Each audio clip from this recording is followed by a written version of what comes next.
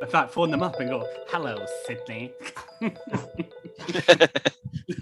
Welcome back to Scared Shitless. This is a horror retrospective, the show where we dissect a piece of horror media like we are Billy Loomis after a year-long forced celibacy. And that is a spoiler warning for anyone who is interested. Today I am joined by Al. Hello. Jamie. Hi. And Ali. What's happening, guys? And we are looking at Scream 2, the 1997 sequel to the slasher classic Scream. Released less than a year after its predecessor, Scream 2 follows Sidney Prescott during the release of Stab, a fictional movie based on the Woodsboro murders, a book by Gail Weathers based on the events of the following movie. When a new killer, donning the Ghostface mask, makes an appearance and starts killing people. Scream 2 is also written by Kevin Williamson and directed by Wes Craven. And all surviving members of the original cast return for this one, being Neve Campbell, Courtney Cox, David Arquette, Jamie Kennedy, and Liev Schreiber. I have no idea if that's how you pronounce his name. But we also have the addition of other cast members, including Elise Neal, Timothy Olyphant, and Jada Pinkett Smith. And Sarah Michelle Gellar, more importantly. And Sarah Michelle Gellar, of course. So yeah, that's that. What did without giving too much away, what did you guys think of this as a sequel? I think before we even go to that, how impressive is it that they had this film released within a year of the first one coming out? Yeah, that is super impressive. This film was greenlit while the other one was still playing in the cinemas, and they had it turned out within a year and in cinemas. That's unbelievable. They would never do that now. Yeah, Kevin Williamson was just cranking out screenplays in the 90s. I mean, he also done the I Know What You Did Last Summer, and I believe he done I Still Know What You Did Last Summer as well. Just like look at some of the people you've got. You've got Sarah Michelle Gellar, who was still in Buffy at that time. You've got Courtney Cox, who was still in Friends at the time. Like, imagine getting that shot with all them and everything that they've got going on at the time. Yeah, I mean, for Sarah Michelle Gellar in that, she was just trying to get her career going. It was still early in Buffy's. It was 97, this film, so it was very early in the run of Buffy. So she was trying to get her movie career on the go at the same time. So it would have been much easier to get her then than it would have been years later when she made The Grudge, for example. But yeah, this film, like the first film, Scream, was meta. Like, you know, it had a lot of like we spoke about it in the last episode. It had a very tongue-in-cheek look at the horror genre in general. This film I feel, cranked that up and had a very tongue-in-cheek look at sequels in general. I mean, a scene that really, I think, shows that is the scene where they're sitting in Randy's film class and they're talking about how sequels suck and arguing about if any sequels are better than their predecessor. Yeah, that was great. I like that. There would be different point of views even today of the amount of sequels that there has been. Yeah, I mean, I thought it was very good. It was a good I liked that they continued that argument on. Like, he kept popping up later on. He was like, "What about Empire?" And it's like, "That's a trilogy." It's true. So yeah, I think that was fantastic. I think it was a good way to keep it going. But then they also, not just look at sequels, just how meta it was in general, having Stab be the big thing that's happening, and like it opens with them in the theater watching Stab, and it's like a fictionalized version of the opening of the previous film. Like, it doesn't get more meta than that. That is very much like, look at what we're doing here. We kept seeing more and more scenes like from the movie as Scary Movie 2 was playing out. Yes. Like, obviously scenes that we'd seen. Scream 2, not Scary Movie 2. Sorry. What was I saying? You're saying we kept seeing more and more scenes from Stab. Yeah, sorry, we kept seeing more and more scenes that we'd seen in Scream 1 in Stab as it went on, and I've completely forgotten my point. Sorry about that. That's okay. That's okay. But yeah, a big part of the Scream movies, at least to me, is the opening sequence, and we spoke a bit about the opening sequence of the first film with Drew Barrymore and everything else. And what did you think of the opening sequence of this film, of the two dying in the cinema, the opening kills with Phil and Maureen in the cinema, and him getting stabbed in the cubicle, and her getting stabbed in full on in the screen. And Ali, what did you think of that? It was pretty much just a repeat of the previous film, just on a bigger scale, because you had the first film, which was quite surprising that the kill went down to Drew Barrymore the way it happened, and then you have the sequel, which is relatively the same scene, just done on a broader scale. I mean, the guy, Ghostface literally stabbed her in public, and nobody blinked an eyelid until she was up on the stage, literally dying. And it was like, but from another point of view as well, that is an amazing opening as well. The fact that she's dying, like how I've just said, and folk are in awe of it. The actual the audience. A lot of them thought it was a stunt, right? Yeah, they thought it was a stunt. What did you think of it, Jamie? I mean, as the opening, I was like, this is interesting. People will enjoy seeing, this movie being made within a movie and whatever. But I mean, as an opening, Scream 1, I thought was, properly scary opening. I thought the opening was absolutely amazing. And I just thought this one was like, I know they wanted to go a different direction with it, and it would, wouldn't have been as good if they just did a big scary opening.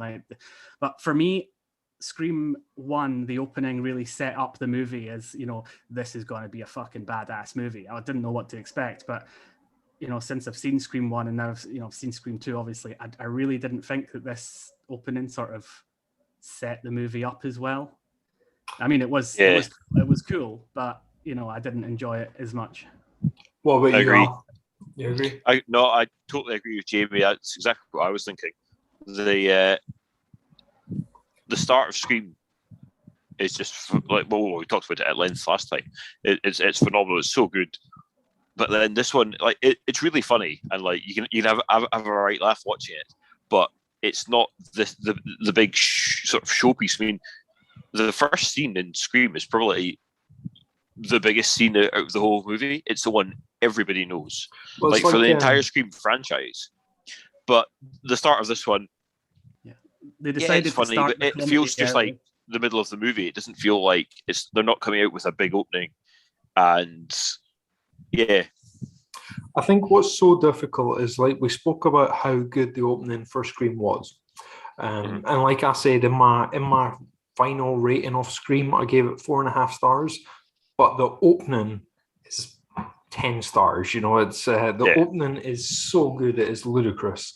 The rest of the movie just could not possibly live up to that opening. It was so good. And Drew Barrymore's performance in that opening may be the best piece of acting in any piece of horror, in my personal opinion. I think it was outstanding. The whole thing was incredible. So this had so much to live up to in comparison. And I think they thought, right, let's not do the same thing. Ali, I know you're saying it was the same. I don't quite understand what you mean by that, but you can explain further once I've said this. So I think they said, right, let's change it up a bit, and they still wanted to do the same thing by killing a big actor. And at the time, Jada Pinkett Smith was probably the most successful actor in the movie. So killing her off in the opening sequence is kind of similar to what they done in the first one with Drew Barrymore. but I think they were like, let's do something different. And I think Scream very much said, you're not safe in your own house. And that was what the movie was saying. It was, you're not safe in your own house. They're going to call you, they're going to come in, and they're going to stab you, and they're going to hang you from a tree. This one is saying, you're not safe anywhere. You're not safe in public, surrounded by people. We're still going to stab you. And people are going to be cheering as we do it. I think that's a better generalization on the whole, on both films, right? Sorry? I think that's a better description, the way you've just described it. It's much better than what I had. Thank you. But I mean, to be fair, I've seen the film 25 times. And I've thought about it far more than one. I think there was a lot of tension was taken away from the first kill, because you only really started getting the tension of the kill when the guy went into the bathroom, and really I don't think there was enough time to properly ramp it up. You know, you maybe had like a jump scare, or I don't know if that's the word for it. Yeah, it is the correct terminology. But you also got something I picked up on is Phil says to Maureen outside the theatre that they got the tickets for free, which implies someone gave them the tickets. Someone wanted them to be there. Now, I think we can work out from having seen the movie who that was, but I think that's a very nice little touch to put in it. I didn't even notice that. Yeah, it's one random throwaway line, because she wants to go see the Sandra Bullock film. Yeah, and he's like, we're seeing the stab premiere. We got the tickets for free. You know, it's and it is you can probably put together who gave them the tickets, and because they wanted them there to stab them. You know, it's because they had to set that kill up. You know, it doesn't just happen. You know, it's they clearly put some thought into that. We want this person called Maureen and this person called Phil, because his second name was what was his second name? Stevens. For Stephen. Yeah, so they wanted them there so they could, you know, essentially copycat the kills. So it's something nice. It's a wee extra detail that's in there that I certainly didn't notice on the first 10 viewings, you know. But there's still little pieces you can pick up on, because the film is that well written. I feel it's that good a sequel. It ties in that nicely.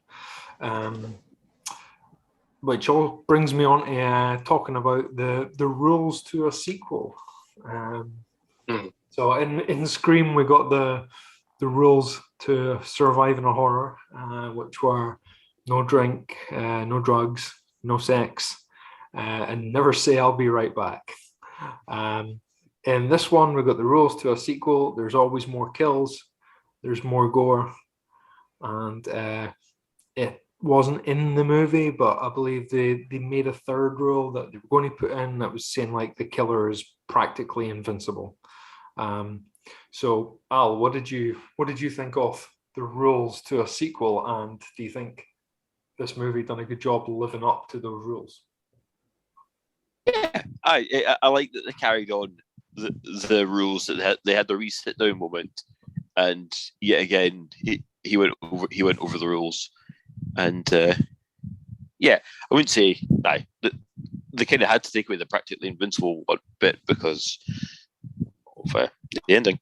Yeah, and they tried to keep it as grounded, at least at this stage. They tried to keep it as grounded as they can. What do you think of the rules, Ali? I liked it. I liked how there was a theme going, and between from the first film and the second film with the rules, you know, it was kind of a nice little touch. Jamie, what about yourself? Yeah, I was waiting for the third rule. Like when I was watching the movie, I was like, wait, don't cut him off. Like where the fuck's the third rule? Yeah. But apart from that, I thought, how many more deaths? Because Scream had 7, but 2 of the deaths were the killers. So the killers themselves killed 5 people.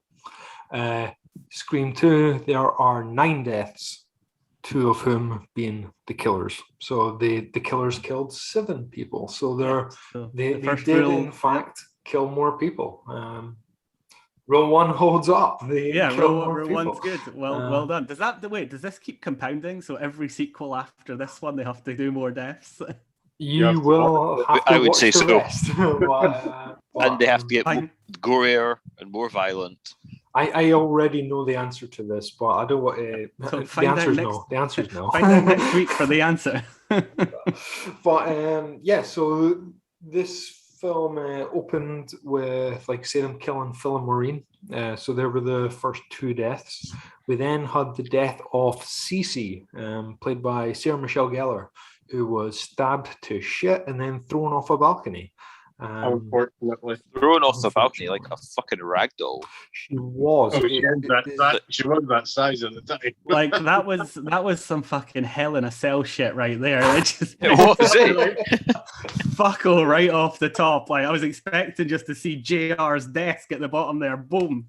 But that was my favorite kill of the movie. I know we've not got to that bit yet. So, seeing as you brought it up, and speaking of JR's desk, if anyone is interested in wrestling content, they can head over to Ali's channel, where he discusses professional wrestling. Thanks for that little pop, Brian. Thank you very much. You're welcome. But yeah, she was thrown, and as God is my witness, she was broken in half. Boom, boom. Yeah, she was all kinds of fucked up. Next, we had Randy. They killed the returning cast member who, just despite knowing the rules, wasn't getting through the sequel. He made it through one film. He wasn't. I was actually quite disappointed. I was like, no, don't kill him. I like him. He's funny. I wonder if he got laid between movies. He was no longer a virgin. That was a wonder. Yeah, he got fucked by his own rules. He did. He got stabbed quite horrendously in the news. Quite graphically, actually. Christ, that was crazy, the amount of what his kill. Well, we never saw too much of it happening. It was kind of off screen. No, you got the idea. Yeah, you definitely got the idea. You saw the knife coming up and the window breaking in the van, but you did see the corpse. Was there any kills in the last movie in broad daylight like that? I don't think there was. They killed. No, it was all at night. At night. Yeah, that's what I was thinking. A lot of it was at night, like this, and I was like, well, this person's even more psychopathic. The first one that they done. I'm sure this one was the first one that they done in broad daylight. It definitely was. 100%. It was. Randy, to this point, is the only victim to be cut up during the day. We then had the two police officers, Officer Andrews, who had his throat slit, and Officer Richards, who managed to get on top of the car, taken for a bit of a joyride, and then impaled through the head and eye with a very large pole. Quite impressively. And I would say that ticks off the more graphic rule from the previous films. So well done, Scream 2. You lived up to the rules. I don't know, more graphic. Like, what's her name? Drew Barrymore got like gutted. That is true, but they actually took a second to look at him when they were trying to get out the car, and the pole was coming through where his eye should be. I mean, it's clean through his head, I think. But I mean, there is certain... Drew Barrymore was a long way away when she was hanging from the tree with her guts hanging out, whereas that was right up close and personal. Yeah.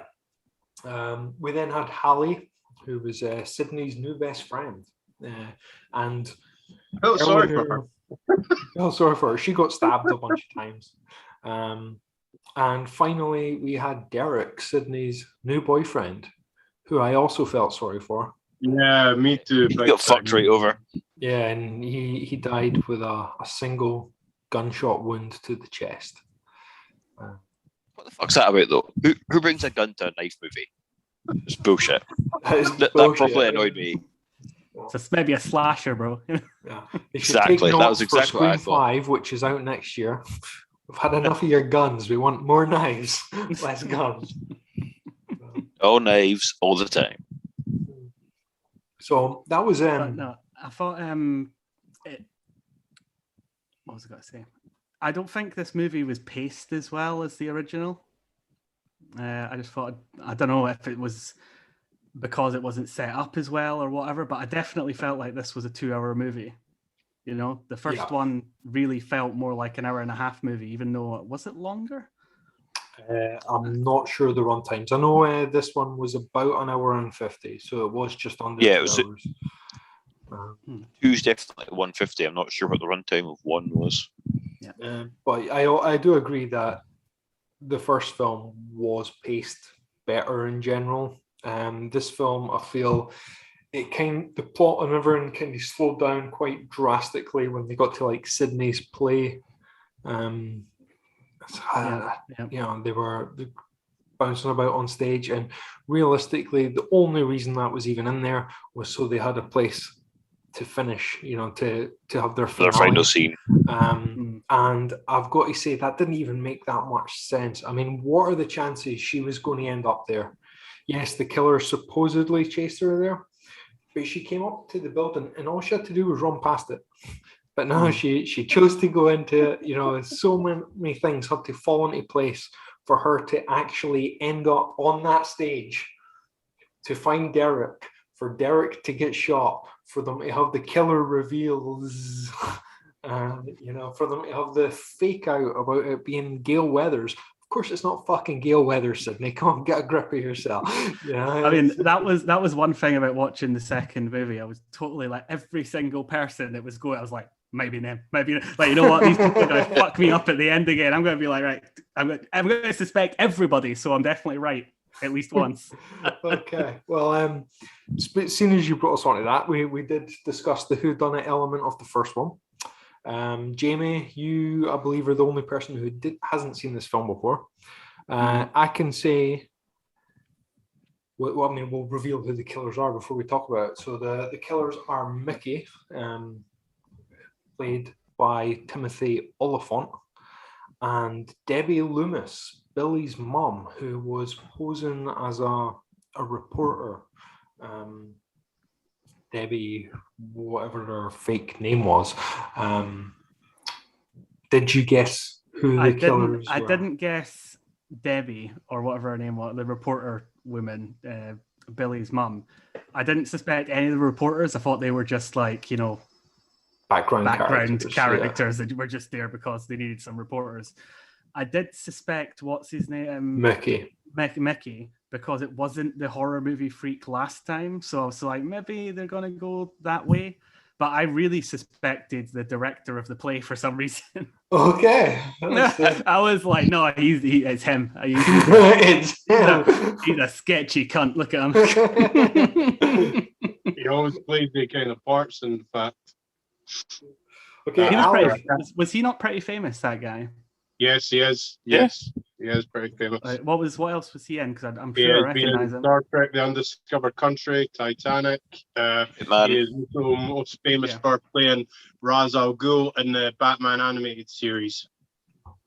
So, Ali, did you know who the killers were?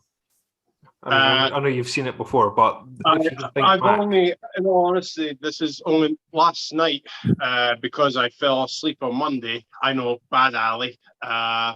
This was my second time seeing it, and I sort of had a lot incline at the start when Billy's mum is in amongst the other reporters crowd, and she comes out with maybe it's somebody from the old hometown, you know, Woodsboro. So that was a hint at the start of the film, and it just sort of gave me a little thing of somebody from the hometown, maybe somebody from Sydney's past. But when it was the big reveal at the end, you were just like, to me, when I saw it the first time, I was like, oh, I did not see that coming.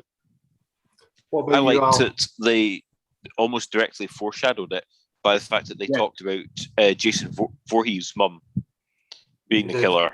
They did. I thought that was... Because, like you say, I've seen this a few times. So I knew she was I knew she was the killer, and I'd never picked up on that before, that they were talking about Jason's mum being the killer. And I was like, oh, that's quite nice for people who've seen it before. Because you're going, oh, they're telling you who's doing it. That is one thing I will say, though. They did have that little bit of foreshadowing, but it was very minimal. And I would say they could have had a little bit more. I'm nothing to beat you about the head, but it would be, I don't think anyone sat down and watched this film for the first time and been like, that bitch was Billy's mom. I had no fun. I was like, I was just like, oh, it's a reporter, like maybe that was from that place. I was like, was that Billy's mom? I don't fucking know. So news to me. I think, I don't know what they could have done to foreshadow it a little bit better, but I do think it would have been nice if there was a tiny bit more. There's also something else I would have loved to have seen, and I never thought about it until I was watching the film this time. And it's going back to that opening scene with us saying that with them saying that Phil saying he was given the tickets for free. I would have loved to have seen Mickey at the movie theater for Stab. Just random background character standing in the crowd outside, something, just a tiny little appearance. No lines, no anything, just a glimpse. Did you see the other cameo at the frat party? Matthew Lillard's in the background. Is he? That fucker's dead. Stu got a TV smashed into his face. But I need to go back and watch that now. Yeah. Just to see that. But I would have loved to have seen that, just something small to tie it up a bit, a bit nicer. But this film also done the same fake out as the previous movie by stabbing Dewey in the back, but letting him survive. Although this film done it slightly more graphically with blood coming out his mouth and I'm like sliding down the glass. The rules of the sequels observed. Yeah. But other than that, we didn't get any other fake outs in this movie, whereas the last movie had much more. So speaking of the killers, what do you think of their motives? Let's start with Debbie Loomis. Al, what do you think of Debbie Loomis's motive?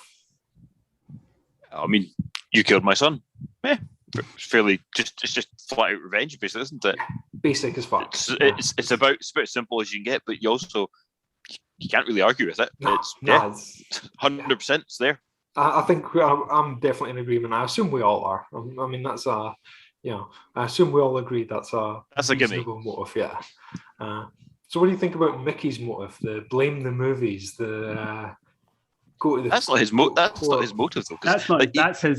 He's flat out said, like they've said, oh, I found him on a website of psychopaths. Oh, he is already a serial killer or wanting to be a serial killer, and that's just his defense he's trying to work on. He doesn't have a reason. He just wants to kill people because he's a sociopath.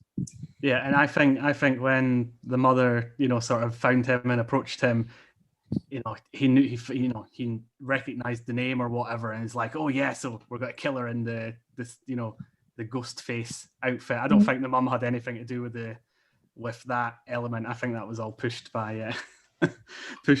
I think she would have been perfectly happy if he'd just taken a gun and killed her. I think, and I don't think it's confirmed anywhere, but I believe that Debbie only killed Randy. I believe all the other kills in this movie were performed by Mickey. I believe. We'd assume so, but then again, we didn't. She could have done some kills herself. It is true, but here's my reasoning behind it, right? So Phil at the start goes into the gents' toilets, gets stabbed in the head by someone in the other cubicle. To be fair, that could have been Debbie, just as easy as it could have been Mickey. However, the killer then puts on Phil's clothes and sits down next to Maureen. There's a big size difference between Mickey and there's Debbie. She would have noticed if a 5'4" woman comes and sits next to her, whether she's wearing her boyfriend's jacket or not, you know. So those two I've got to give to Mickey. Cece was picked up and thrown off a balcony like a rag There's no doll. way she was thrown off that balcony by a little middle-aged woman. No danger. Yeah. So there's, and I mean the way she was thrown as well. I don't think the actor could have pulled that off. That's stuntman strength right there. So I mean, I know you make a very good point. Yeah. So nobody who's not superhuman could throw someone like that off a building. Point is, those three, they had to have been done by Mickey. It wouldn't make sense for Debbie to do them. Next, we've got Randy, but Debbie actually takes credit for that. She says he badmouthed Billy and I went a bit knife happy. Boom. Right, we've then got the two police officers. We know this was Mickey because he kills the two police officers and he kills Hallie while Debbie is stabbing. Debbie stabs Dewey and is chasing Gail. And that's it. That's all the kills. And then we see Mickey shoot Derek. So it has to be Mickey because meanwhile Debbie's with Gail. You know, Debbie comes out holding Gail at gunpoint after Mickey has chased Sydney to the theater. Boom. Fucking, I've seen this film too. He's fucking done overtime. He's done overtime then. It's just sheer the amount of times I've watched it. So Mickey has some kill count, but he's done well for obviously. God knows how many he killed before he'd put on the ghost face mask. Yeah, no idea who the fuck those people are. But then Mickey is betrayed by Debbie, and then they kill Debbie, and Mickey jumps up for the patented one last scare. Yeah, and who didn't see Debbie kill it? After I heard his fucking explanation, I'm like, she's not going for that, mate. You're right.